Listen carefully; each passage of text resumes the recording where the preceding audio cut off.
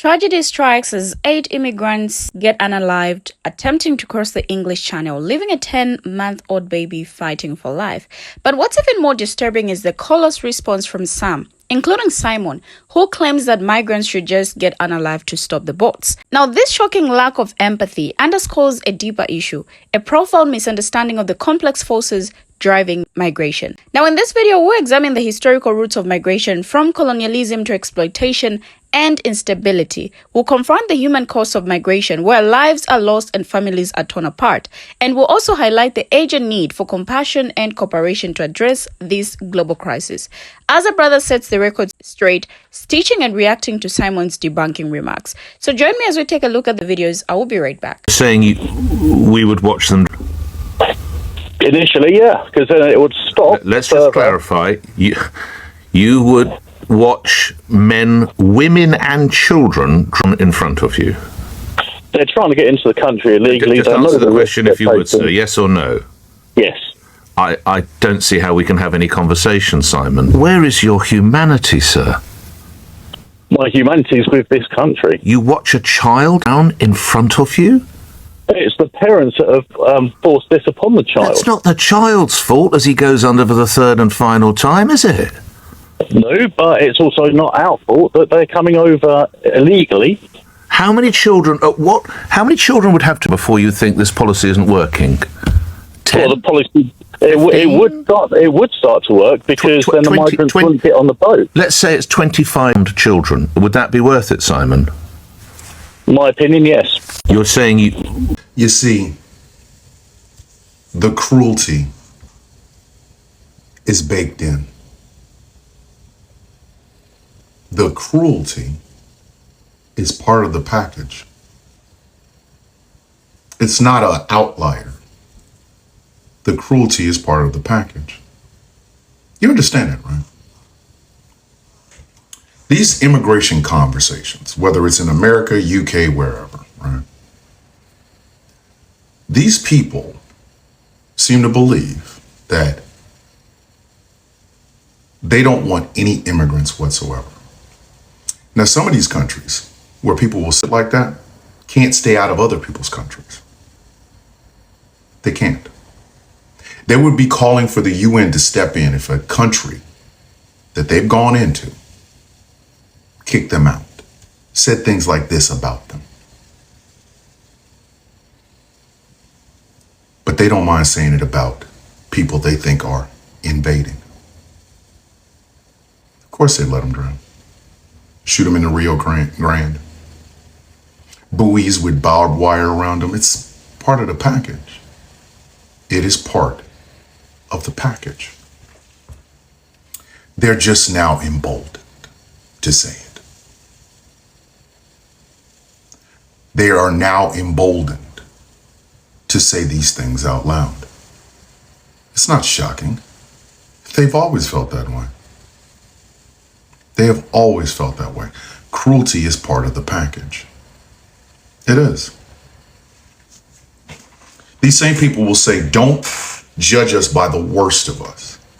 But they have no problem doing that at all. They have no problem whatsoever doing it.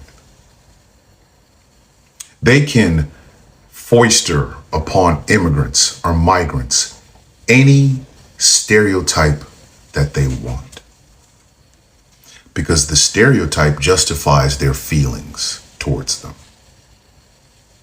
It does. If you see somebody as subhuman, then you're willing to unalive them yourself or watch them be unalived. And you get glee from it. I say man is a cancer for a reason. Because man's inability to see humanity in other people that do not look like them, do not sound like them, do not speak the language that they speak. It's an ingrained trait. It always has been. We, humanity, are horrible. We always have been. Cruelty is part of the package. It's part of the package. You can colonize a country where people are already on it and refer to the people who were there in the first place as savages, because cruelty is part of the package. Why do you think they cling so hard to their religion and their faith and things of that nature? Because they will use anything to justify their cruelty. They will. Straight up. And they sleep well at night. Appealing to people's humanity in this day and time is useless. It's a futile effort, and you should just stop doing it.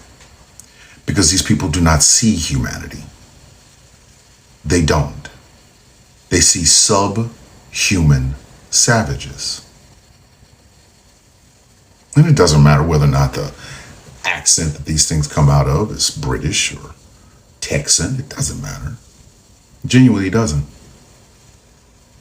They will foster stereotypes upon people who are just trying to either flee a situation that these countries created or find a better life, just finding a better life.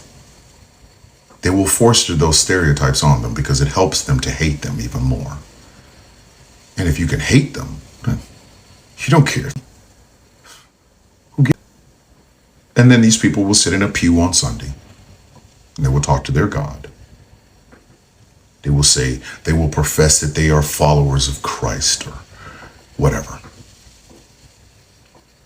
And then Monday morning, they will go back to the same thing they were doing before, which is wishing on people who are fleeing something, or who just want to have a better life. Not your life, just a better life.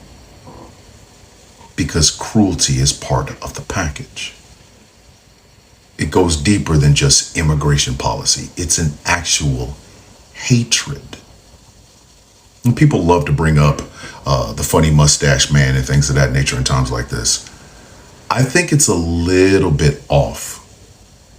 Because the funny mustache man is just the physical manifestation of that cruelty. He's not the first, and he won't be the last. He might be the most visible, yes, but there was King Leopold before him. And there was a monster before him as well. They've always existed. And with their existence comes getting people riled up against the other, no matter what that other is. And if you can other it, you can make it subhuman. You can call it a savage. You can call it vermin. You can say that it is poisoning the blood of your country. And then the cruelty steps in. Look at what we did in the war on terror. Every Muslim had to pay for the actions of extremists. And how do we justify it? Oh, they don't believe in our God.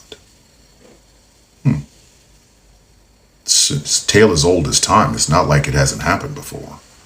What the hell do you think the Crusades were? We, and I be the humanity, we are great practitioners of cruelty. We are. It gets some people's blood pumping to be able to other people who don't look like them, or sound like them, or talk like them, or act like them. And once again, if you can other it, you can make it subhuman. If you can make it subhuman, then cruelty will just come right along with it. And it's a justification in every single instance. Because cruelty is part of the package. This man simply said what a lot of people here in America think. And if you ask them, some of them will even tell you. There are people that have been stockpiling for an eventual race war simply because they want one.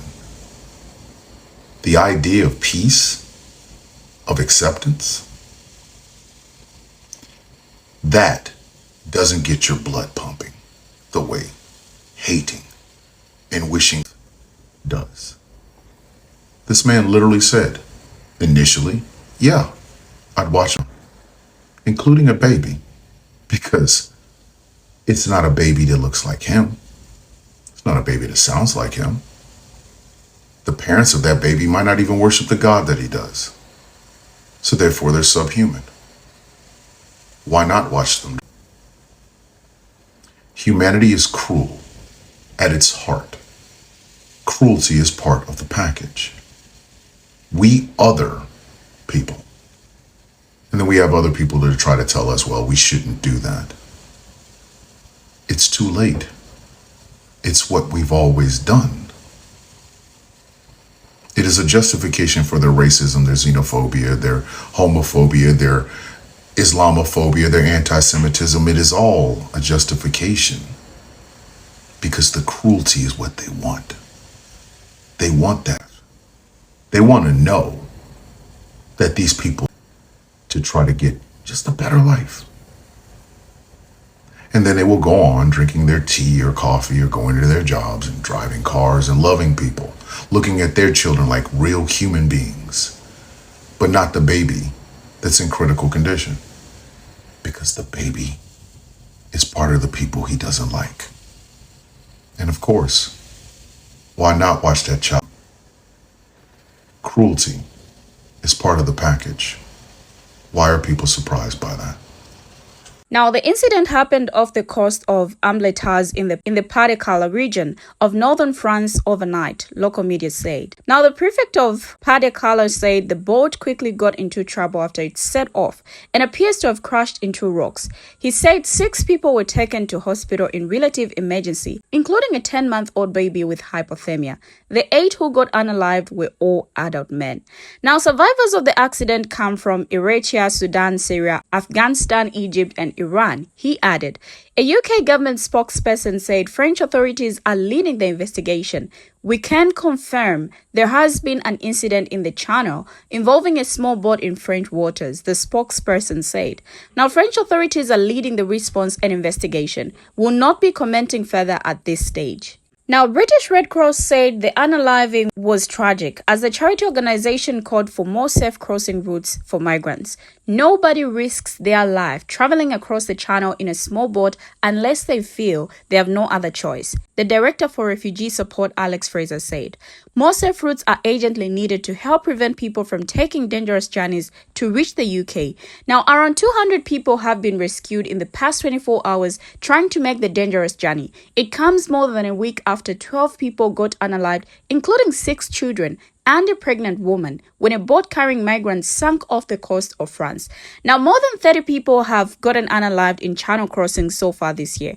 Responding to the incident, Foreign Secretary David Lammy said, it's awful. It's a further loss of life. It comes as Keir Starmer is set to visit Italy for talks with counterpart Giorgia Meloni about her efforts to tackle the migrant crisis and the work they have done, particularly with Albania. Now, the PM has said he is interested in the rollout of the policy under which Tirana will accept asylum seekers on Italy's behalf while their claims are processed. Now, there has been a spate of crossing attempts across the channel in the last 2 days with the arrival of calmer weather. Some 801 people crossed the channel on Saturday, the second highest daily total so far this year, according to Provisional Home Office figures. On 18th June, 882 people made the journey. Now, French maritime authorities say that 200 people were rescued in a 24-hour period over Friday and Saturday. The French Coast Guard and other first responders rescued people on board 4 separate boats, one with 61, another one with 55,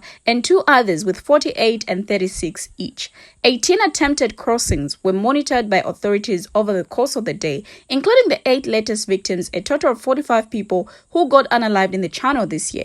Now, the highest reported number since 2021, according to the UN's International Organization for Migration. I feel Simon's remarks are chilling, claiming he can watch migrants without batting an eye. I don't really know how to feel about this, but his justification, it's not our fault, they are coming in illegally, rings hollow. While illegal immigration is wrong, it's crucial to acknowledge the desperation driving these individuals. These people aren't risking their lives on a whim. They are fleeing war, persecution, poverty, or violence. The fact that they are willing to brave treacherous waters and uncertain futures speaks to the gravity of their situations. Simon's callousness ignores this context Empathy isn't about condoning illegal actions, but recognizing human suffering. Can't he see that these individuals are more than just statistics or illegal labels? They are mothers, fathers, children, and siblings. I feel it is time to address migration's root causes and work towards compassionate solutions, not to dismiss human life as mere collateral damage. Simon's by any means necessary approach is morally bankrupt. If you ask me, I would say it's staggering how Western nations, particularly those with colonial legacies,